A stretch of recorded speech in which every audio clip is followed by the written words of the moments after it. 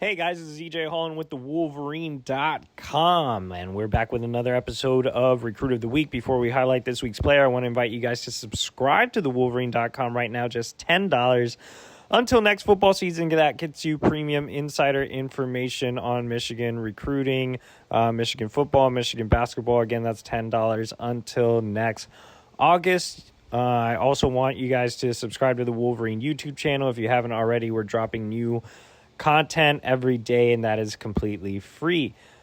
This week's Recruit of the Week is Bryce Underwood. He is ranked as the nation's number one quarterback and number 4 overall recruit nationally.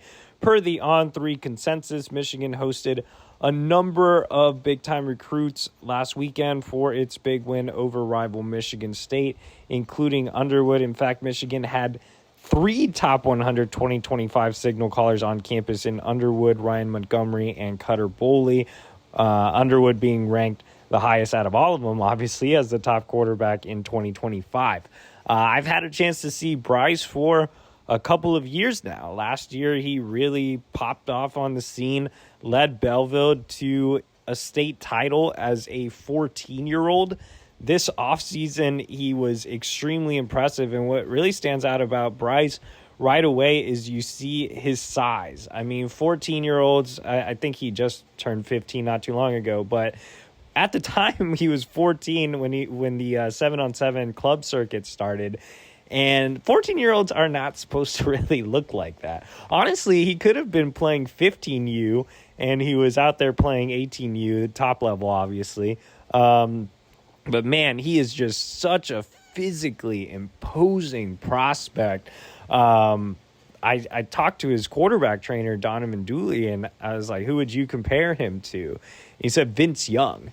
And obviously me, having been on the Texas beat before, being a Lone Star State native, I'm very familiar with Vince Young and just how special of a prospect Vince was. Now, I don't think Bryce necessarily runs like Vince, but he does have that similar stature, and he has a huge arm. I think he was more polished. I think Bryce is more polished as a passer than Vince was at this point in his recruiting stage. But when you look at Bryce, man, that size is just, it's crazy to think that he's 14, 15-year-old and he's 6'3", 6'4", 210 pounds right now. Probably it might be even heavier than that. I haven't checked with Bryce to see what his current weight is, but I mean, he looks every bit of it. He's huge for a quarterback, and for a 14, 15-year-old quarterback, it's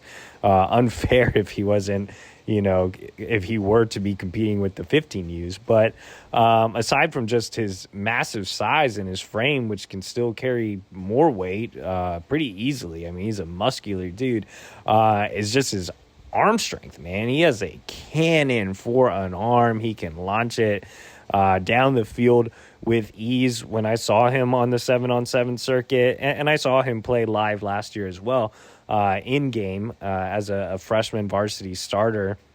But looking at him on the 7-on-7 circuit this offseason, his downfield passing and his downfield accuracy were really, really impressive for such a young signal caller.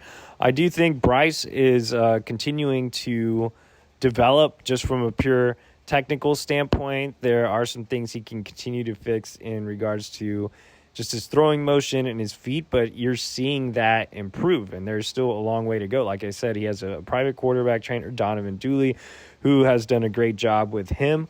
So you're seeing him take those steps from a technical standpoint. Thinking of what Bryce is right now and what he can be 2 years from now, I mean, is absolutely insane. Everybody knows how much I love Dante Moore. I have him graded as a 5-star. It was obviously a big win for the Oregon Ducks to pull him out of Detroit. CJ Carr in 2024 is rated very highly, but I think Bryce Underwood is going to end up being the best of the quarterbacks. I mean, he has he checks all the boxes. He has all the tools to be a special prospect, and that's why he's ranked so highly early on as the number 1 quarterback and the number 4 overall recruit nationally in 2025. So, again, I think Bryce is very much in the same mold as Vince Young from a size standpoint. I think he's further along as a passer, maybe not the runner, but further along as a passer. And I think once he is more consistently accurate, especially short to intermediate, I think the sky's the limit for Bryce. He's really, really going to take off, and he has taken off on the recruiting trail already. He holds several major offers, obviously including one for Michigan. So where do the Wolverines stand? Look, Michigan has obviously had some, issues, I guess, in the past recruiting out of Belleville. It's very publicly known that Jim Harbaugh and Jermaine Crowell don't have the greatest of relationships, but that's, another episode for another day. I don't think it will matter all that much in the recruitment of Bryce. Bryce is his own guy. Those around Belleville, not named Crowell, have been, very positive in regards to the Michigan program. Steve Klinkscale has done a great job of mending fences and building bridges throughout the Detroit metro area. Like I said, Bryce is his own kid. He's an extremely smart kid, very well-spoken in interviews, and just a very smart kid in the classroom as well. So I don't think, that public, headbutting is really going to make any difference when it comes to Bryce's recruitment. Bryce is going to be Bryce. There's still a long way to go. I think it's obviously very positive that Michigan has had him on campus on multiple occasions early on in his recruitment, including twice this fall. He was on campus in the offseason as well. I've seen him rocking some Michigan gear, or saw him rocking some Michigan gear at various offseason events. He's close to a lot of guys that are, on the Michigan team or are committed. Even this cycle, he played on the same Club 7-on-7 team as Michigan commit Samaj Morgan. So, I think there's, definitely a good shot for Michigan to be right up there in contention with Bryce.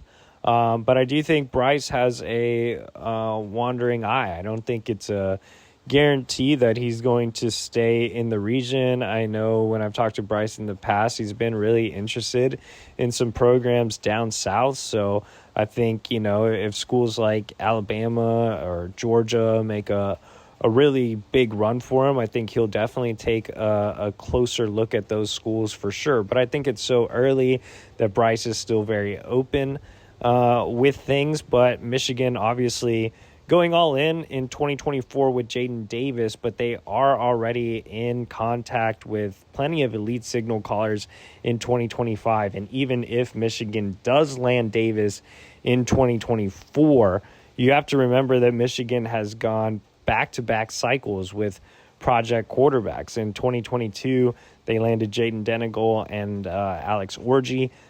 This cycle, they don't really have a quarterback unless you want to consider Kendrick Bell a quarterback. So, after J.J. McCarthy leaves, regardless, if you land Davis or not, you still need depth there, and you still, you're not guaranteed that Davis is going to be the guy. I mean, Michigan certainly believes that, but you need to land high-end quarterbacks and let them battle it out. And Bryce is going to be a big, big target for the Wolverines in 2025. So definitely keep him in mind and check out his film.